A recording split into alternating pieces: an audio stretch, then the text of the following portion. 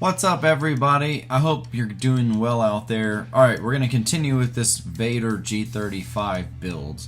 Now, in the last one, we got to that point where we fit the roll cage on and just did it really rough. But before you can actually put the body on the car, there's a couple other things that if you haven't already taken care of them, you're going to have to do it. And one of the big ones is relocating the fuel filler pipe. Now, I was actually able to get this thing out in one piece. Some people are saying that you need to cut it to be able to maneuver it. As I was pulling it out, I just had to bend it a little bit. I think on the main curve, I kind of got it to where I could, free it up a little bit. And then once I could push against the underbody, I was able to just bend the pipe enough to where the rest of it came out. So that worked out really well. And what I want to try to do, my goal is to use this same pipe and see if I can run it up to the top of the trunk the way that it goes with the Vaydor kit and not have to cut it. That's my goal. I'd love to be able to leave it exactly how it is and just basically move it from the side of the car to the back. When you're trying to remove this fuel filler pipe, you need to get under the car and undo the bracket from underneath. There's one bolt, I believe, that's holding this bracket on, and then there's one in the wheel well. What I did was got the bolts off. Of course, I was underneath the car. Then I loosened up the clamps good enough to where I knew that the pipes would come out. I think I was able to actually disconnect them underneath. So when you get ready to start pulling the pipe and trying to maneuver it without bending it that much, you're going to need all that other stuff detached, and it makes it a lot easier that way. Alright, with some strategic bending, I was able to get this gas fill tube out without cutting it. And I had to bend the bracket a little bit, which is fine, because I may not even use that one. Maybe. It all depends on how it goes back. But there was one part I want to say, I think this curve was, I think it was this one or that one, was kind of against that wall. And you have to bend it that way so that you're straightening the tube just a bit, and then it allows you to snake it out the rest of the way here. But of course, from up there, you got to bring it down. You got to push that rubber gasket all around and get it to sink through. So it can be done, and what I'm really hoping is that I can keep those factory connections and they'll hook right back up to the hoses to the gas tank. There's rubber hose under the car, so I don't know how long it is, maybe a foot or something. But I'm hoping that these will hook back into those factory rubber hoses, and I think I can straighten this tube, maybe snake it around to where if it's long enough, maybe it'll actually go to the trunk where the new gas fill door is. So we'll see. Hoping for the best with that, but at least I got it out for now. I can cap the lines underneath and keep cutting so I can maybe get the body test fit soon. There we go. Okay, so here's another nice little tip for you. This little gas filler deal here, instead of cutting it all up, I might be able to use this somehow for the build. And it's panel bonded, so basically all I had to do was take this handy propane torch. You want to go on the inside here, work your way around it for, just to where you see the whole thing kind of heat up, and literally, give it some pulling, and it popped right off. I mean, it probably took 3 minutes to get that off. We're going to remove the little fuel fill basket and get ready to put on the wheel wells. Now, these rear wells come with your kit, and you're just going to have to do a little bit of trimming and probably some more work to the car to get them to fit on. I want to say I took off probably somewhere around half of the factory wheel well, and eventually I might cut the rest of it. It's just that I'm being really careful in the beginning since I don't know this kit, just to make sure I don't cut too much. I want to get things to fit on and then see what else I want to get rid of once things fit. When you've trimmed the fiberglass and the metal enough to get these new rear wells to fit, you're going to want to hold them on temporarily with a few sheet metal tapping screws.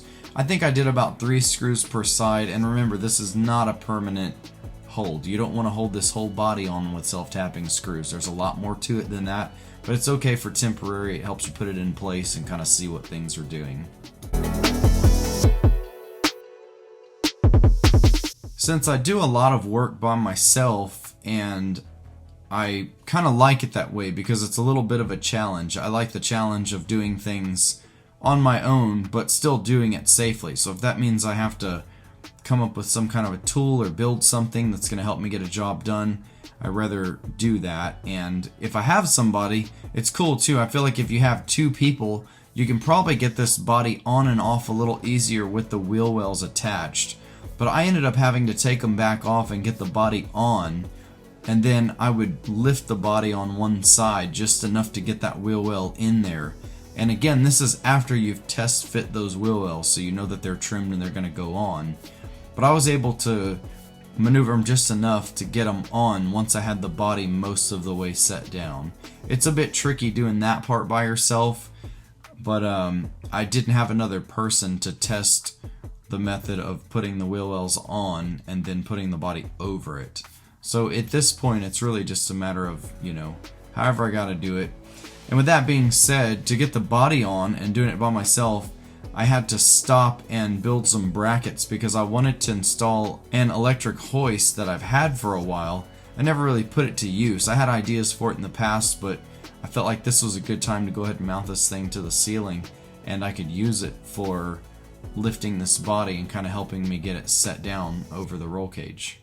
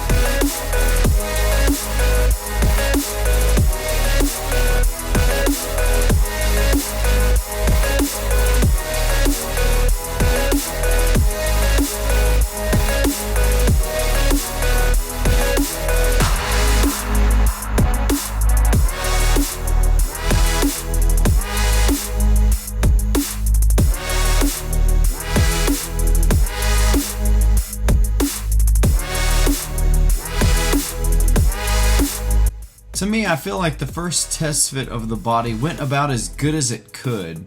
I just had to raise it up high enough, and basically I was able to start the car and roll it up under it. Just slowly kind of had to work it into place.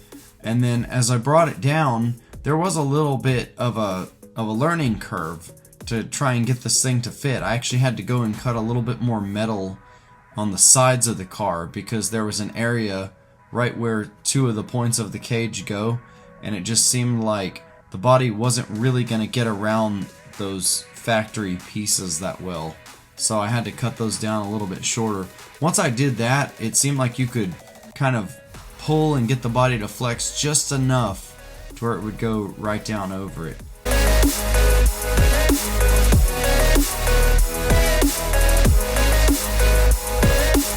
Now once I got back to work on it, I wanted to cut down that firewall a little bit more because the body wasn't setting quite down as far as it needed to.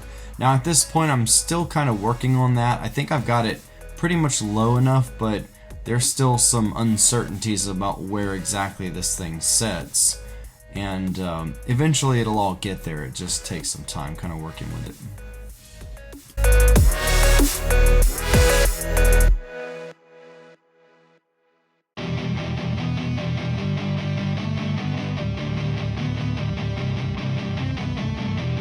Now this was a neat stage to be at because now the body was at least down far enough where I was getting it to feel like it was fitting, and I wanted to go back to the front end just to kind of see where I had left off and what else I might need to shave to get that front end to sit back a little bit further. And I think overall the front end might be in a good spot, but I know the rear is probably going to need to come back about an inch, but definitely got to start getting ready for some wheels. before we can make all those, you know, final adjustments.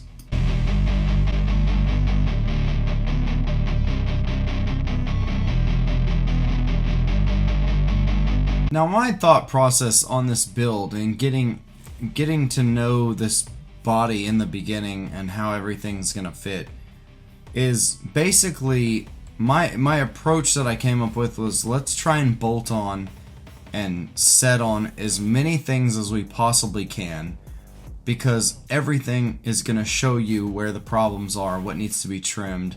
And it's only to a certain extent, because like I said, it's time for wheels really.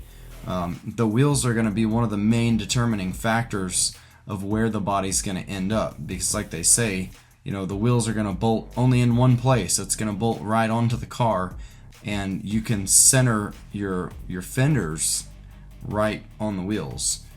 So I needed to just start seeing where things are going to line up, what's going to work and how, and I figured at this point I'll start putting on the door hinges so I can see what that's going to entail and how they're going to fit. So we're kind of messing around with the driver's side door hinge right here.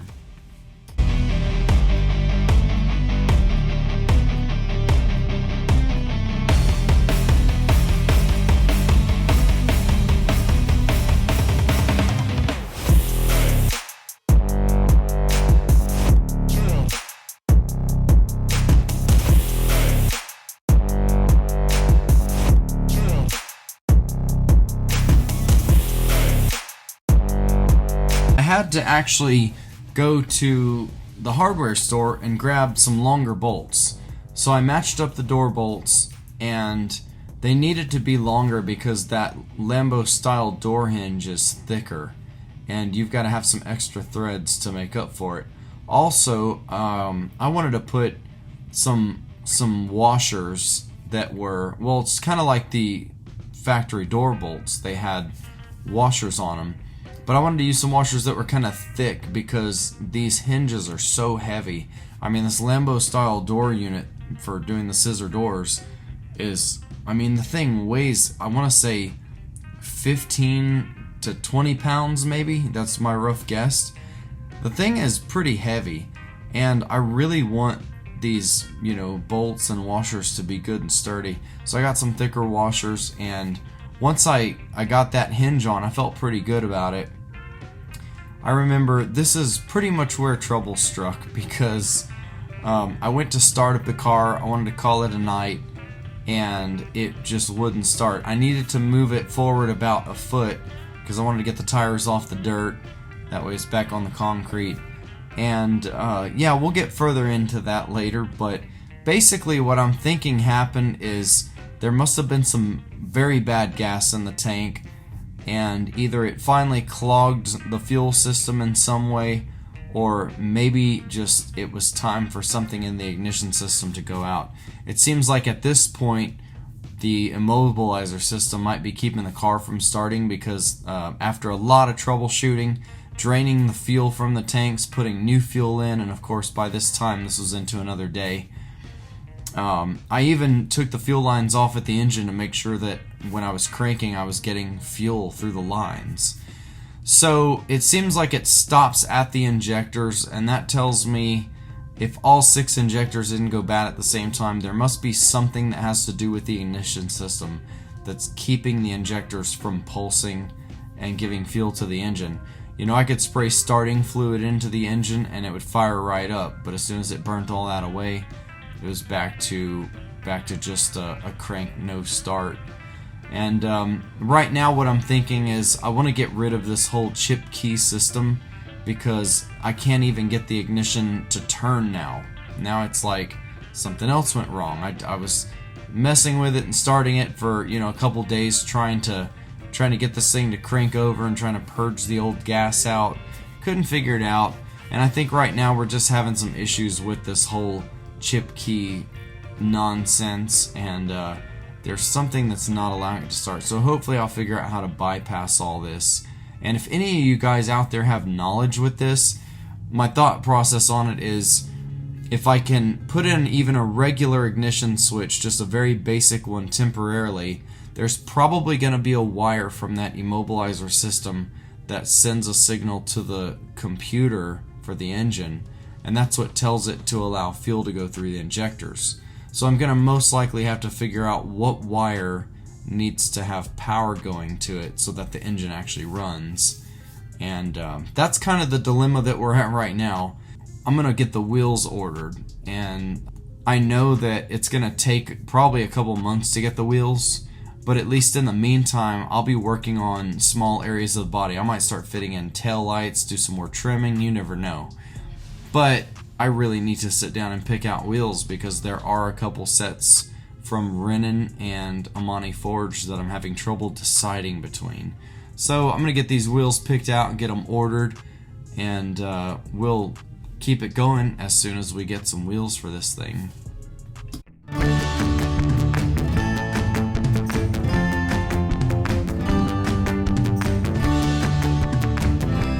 Well, I hope you guys are enjoying this build so far, and I think it's gonna be a big one. I'm already seeing that, but hey, it'll be worth it in the end, and I'm really looking forward to it. So make sure if you guys aren't subscribed, you hit that button. Also, remember to like, because that helps you get the videos that you want to show up in your feed. Thank you guys again, as support is always appreciated, and we'll see you on the next one.